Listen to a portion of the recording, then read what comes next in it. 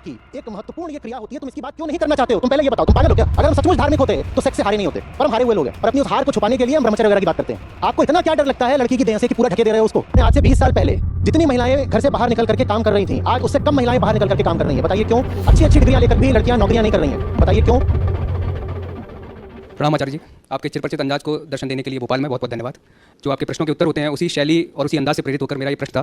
पिछले 10 वर्षों से मैं देश के अलग अलग क्षेत्रों में यात्रा कर रहा हूँ, जिसमें मैं माहवारी स्वच्छता प्रोग्राम को लेकर काम करता हूँ, मेंस्ट्रुएशन हाइजीन को लेकर, जिसमें मैं अवेयरनेस कैंपेन करता हूँ। एक local sanitary napkin making machine हमने बनाई है, उसका इंस्टॉलेशन करते हैं, ट्रेनिंग करते हैं।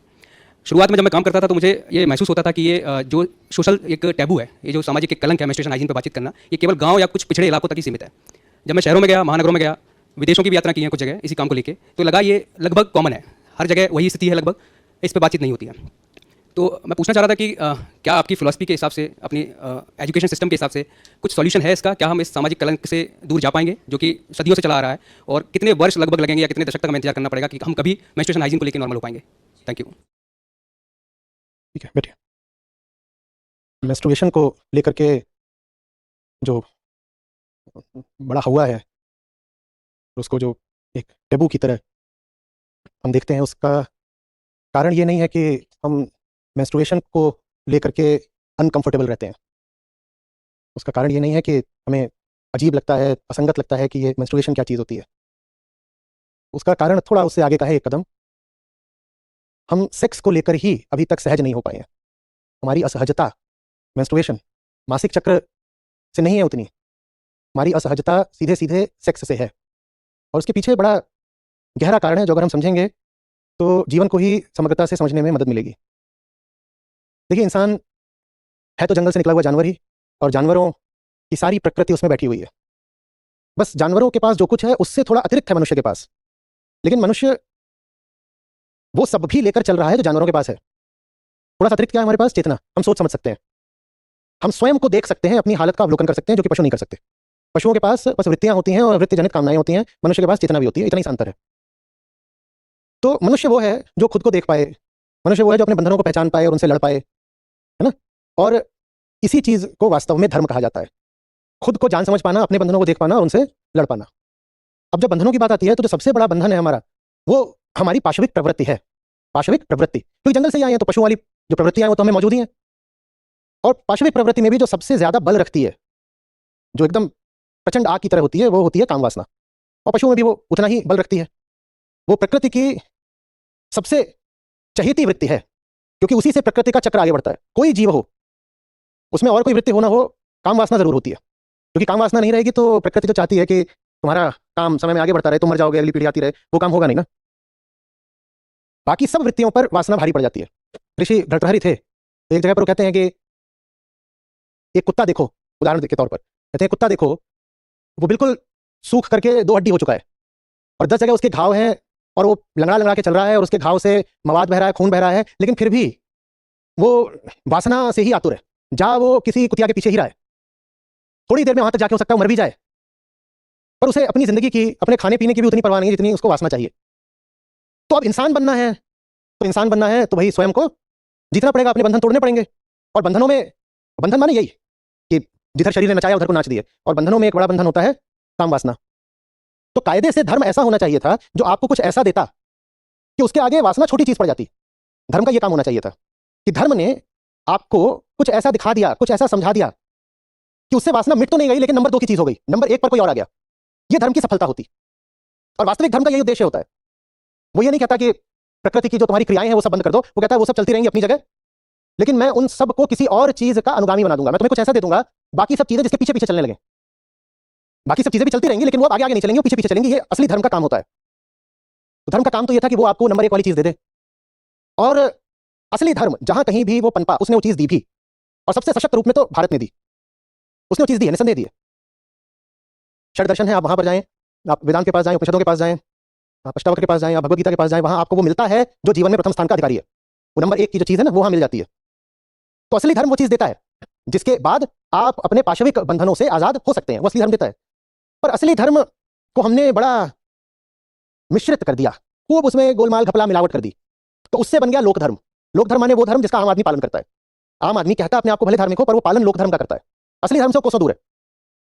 अब आप लोक धर्म का भले पालन कर रहे हो, लेकिन आप उसको बोल क्या रहे हो? यही तो बोल रहा हूं मैं धार्मिक हूं।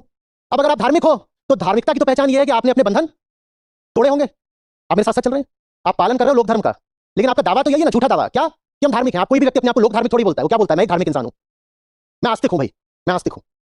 कोई ये नहीं बोलता कि मैं लोक आस्तिक हूं। मेरी आस्तिकता भी बहुत सामाजिक किस्म की है, मैं लोक धार्मिक हूं। अच्छा ठीक है, आप हो तो लोक धार्मिक, पर अपने आपको आपने यहाँ पे लेबल क्या लगा दिया है?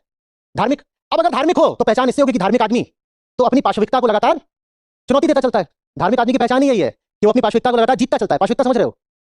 जो भीतर एनिमल नेचर बैठा हुआ है, जो भीतर एनिमल नेचर बैठा हुआ है। धार्मिक आदमी की पहचान ये है कि उसको जीतता चलता है। वो विजयी रहता है, वो योद्धा है, वो संघर्ष करता है और कम से कम भीतर तो लगातार जीतता है। यही धार्मिकता है। लेकिन हम असली धार्मिक है नहीं, हम क्या है? लोक धार्मिक। लोक धार्मिक हो पर दिखाना तो यही पड़ेगा कि तुम भी जीत रहे हो, नहीं तो पोगे। तो लोक धार्मिक आदमी फिर ये प्रदर्शित करता है कि सेक्स उसके धर्म में शामिल है। वास्तविक धार्मिक आदमी के लिए सेक्स और शरीर से संबंधित बाकी बातें सचमुच छोटी हो जाती हैं। छोटी माने मूल्य में छोटी, स्थान में छोटी। धार्मिक आदमी के लिए वो सारी चीजें सचमुच छोटी हो जाती हैं। लोक धार्मिक आदमी के लिए छोटी बिल्कुल हुई नहीं है, पर उसको जताना है, दिखाना है जैसे छोटी हो गई है, as if those things have become immaterial और इनकॉन्सिक्वेंशियल। वो भी छोटी हुई है नहीं, पर उसको ऐसे दिखाना है, झूठ मूठ नाटक फरेब।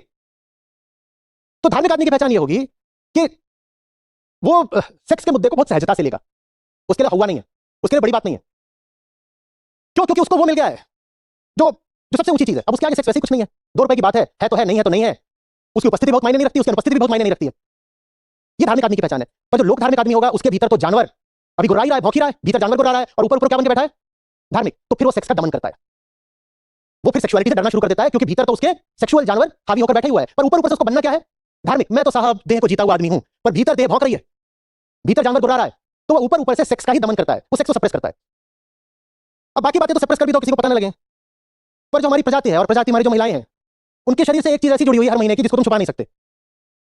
तो उस चीज को लेकर के जो लोग धार्मिक रहे हैं सदा से, शताब्दियों से, उनको बड़ी असुविधा रही है, वो बहुत परेशान रहे, बड़े असहज रहे हैं।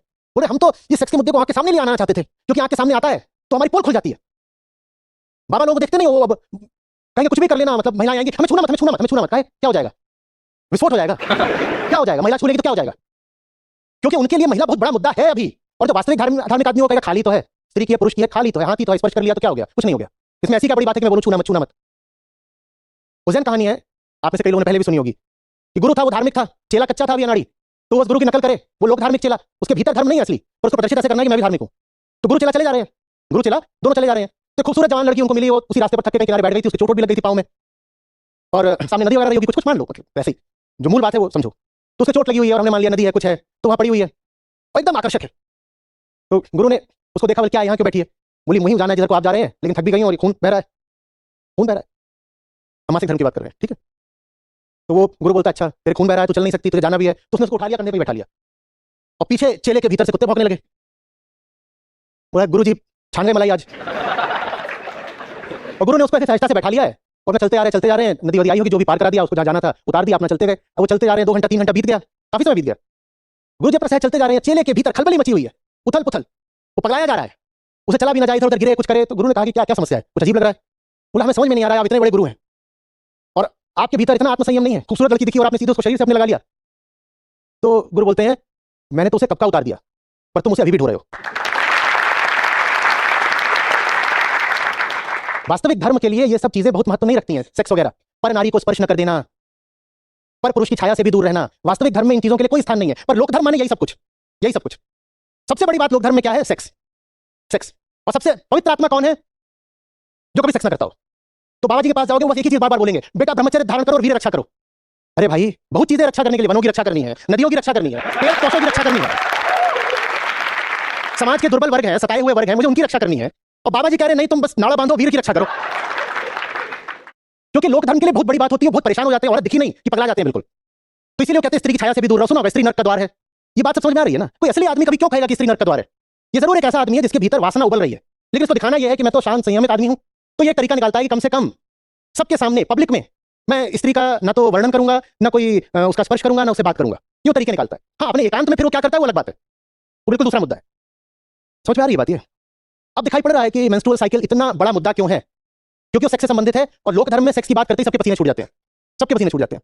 हम बोलते हैं वो फलानी फिल्म है, उसे आप फैमिली के साथ बैठ के देख सकते हैं। अच्छा तो जरूर उसमें कोई बहुत ऊंचे सामाजिक मुद्दे पर बात हुई होगी, जरूर उसमें कोई बहुत क्रांतिकारी बात की गई होगी, जरूर उसमें कुछ ऐसा होगा कि जितने लोग हैं परिवार के सब एक दूसरे से बात करो कि देखो ये बात करने से हमारे तुम्हारे जीवन में प्रकाश आता है। नहीं, फैमिली के साथ बैठ के देख सकते हैं, मतलब बस एक होता है कि उसमें आगे पीछे कहीं भी कोई शरीर की, देह की, सेक्स इत्यादि की बात नहीं है।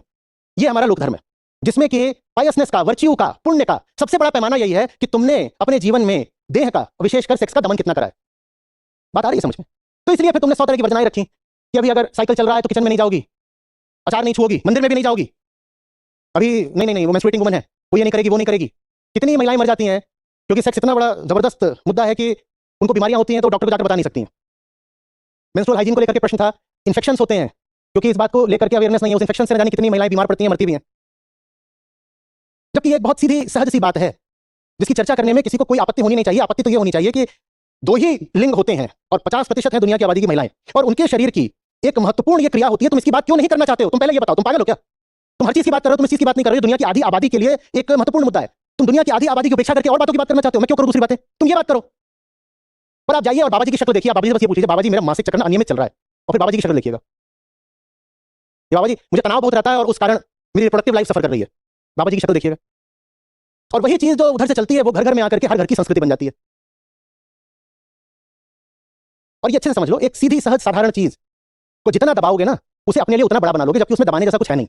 उसमें ऐसा कुछ नहीं है कि उसको कहो कि let me sweep it under the carpet, छुपा दो, अरे रे रे ये कैसी बात कर दी, ये बात क्यों कर रहे हो? तो गंदी बातें होती हैं। गंदी बात क्या होती है? शरीर है, मिट्टी से शरीर उठता है, मिट्टी मिल जाता है, मिट्टी है उसमें। मैंने गंदी बात क्या होती है? आप टट्टी पेशाब की भी बात कर सकते हो पर रक्त की बात नहीं कर सकते। क्या है इसमें गंदा? क्या है?